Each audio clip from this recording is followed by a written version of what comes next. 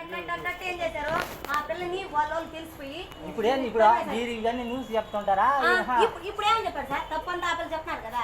ఇప్పుడు నువ్వు చెప్తున్నావు కదా, నేను చెప్పలేదు కదా. నువ్వుగా చెప్తున్నావు.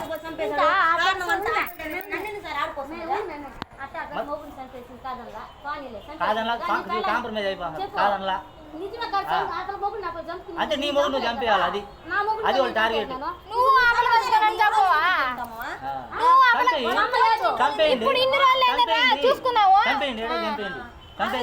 హ్యాపీగా చంపే. నేనైతే కాపురం చంపేనా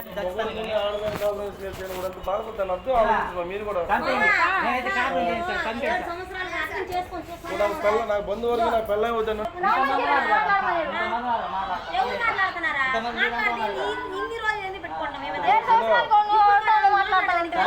చేసుకున్నాం కాబట్టి వచ్చిన